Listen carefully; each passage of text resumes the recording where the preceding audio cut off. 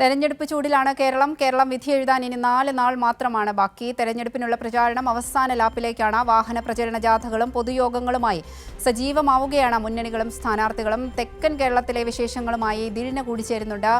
ദിൽന, ഇനി വെറും 4 ദിവസം മാത്രമാണ് തെരഞ്ഞെടുപ്പിനുള്ളത്. അവസാന ലാപ്പിൽ വോട്ടർമാരെ പരമാവധി കണ്ട് വോട്ട് ഉറപ്പിക്കുന്നതിനുള്ള തിരക്കിലാണ് സ്ഥാനാർത്ഥികൾ. നോക്കുകയാണെങ്കിൽ ഇന്ന് ഈസ്റ്റർ ആണ്.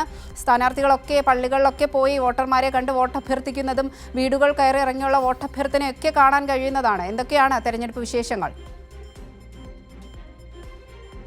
തീർച്ചയായും അവന്തിക സൂചിപ്പിച്ചതുപോലെ തന്നെ ഇനി 4 ദിവസം മാത്രമേ ഉള്ളൂ ജനം പോളിംഗ് ബൂത്തിലേക്ക് എത്താൻ വേണ്ടി. ഇന്ന് ഈസ്റ്റർ ആയിരുന്നു, അതുകൊണ്ട് തന്നെ പള്ളികൾ കേന്ദ്രീകരിച്ചാണ് സ്ഥാനാർത്ഥികളെല്ലാം ജനങ്ങളിലേക്ക് എത്തിയത്. അതായത് വോട്ട് തേടുന്നതെല്ലാം നമുക്കറിയാം. തുടക്കം മുതൽ തന്നെ ഒരു മേൽക്കൈ ഉണ്ടായിരുന്നു ഇടതുപക്ഷ സ്ഥാനാർത്ഥികൾക്കെല്ലാം. കഴിഞ്ഞ 10 വർഷത്തെ വികസനം പറഞ്ഞായിരുന്നു ഓരോ സ്ഥാനാർത്ഥിയും ജനങ്ങളിലേക്ക് എത്തുന്നത്. അത് കൃത്യമായി ജനങ്ങളെ മനസ്സിലാക്കാനും ജനങ്ങളിലേക്ക് എത്തിക്കാനും സ്ഥാനാർത്ഥികൾക്കെല്ലാം ആയിട്ടുണ്ടെന്ന് ബോധ്യപ്പെടുന്ന ഒരു കാഴ്ച കൂടെ നമുക്ക് കാണാൻ സാധിക്കുന്നുണ്ട് ഈ വരുന്ന ദിവസങ്ങളിലെല്ലാം തന്നെ. അതുകൊണ്ട് തന്നെ വലിയ ആത്മവിശ്വാസത്തിലാണ് ഇടതുപക്ഷം ഒന്നടങ്കം, ഇടതുപാളയം ഒന്നടങ്കം.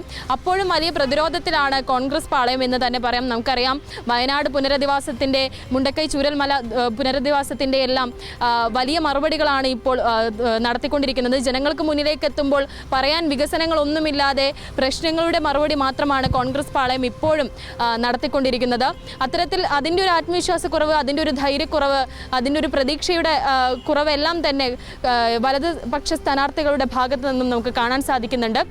നമുക്കറിയാം, തുടക്കം മുതൽ തന്നെ സ്ഥാനാർത്ഥി പ്രഖ്യാപനം മുതൽ തന്നെ ഉണ്ടായിരുന്ന വലിയൊരു മേൽക്കൈ ഉണ്ട് ഇടതുപക്ഷ സ്ഥാനാർത്ഥികൾക്കെല്ലാം തന്നെ. 1 മണിക്കൂറിനകം സ്ഥാനാർത്ഥി പട്ടിക പുറത്തു വരുന്നു, 2 മണിക്കൂറിനകം റോഡ് ഷോ നടക്കുന്നു. അതിൻ്റെ എല്ലാം വലിയ ആത്മവിശ്വാസത്തിലാണ് സ്ഥാനാർത്ഥികളെല്ലാം തന്നെ. അതിനി ഈ 4 ദിവസം കൂടെ കഴിഞ്ഞാൽ അതിൻ്റെ എല്ലാം പ്രതിഫലനം, അതായത് ജനങ്ങളിലേക്ക് ഇറങ്ങിച്ചെന്നതിൻ്റെ അതിൻ്റെ എല്ലാം പ്രതിഫലനം കാണാനും സാധിക്കുമെന്ന് തന്നെയാണ് പ്രതീക്ഷിക്കുന്നത്. അതായത് ഒരു മേൽക്കൈ അധികം ഇടതുപക്ഷ സ്ഥാനാർത്ഥികൾക്ക് ഒന്നടങ്കമുണ്ട് എന്ന് തന്നെ പറയാം. അവന്തിക.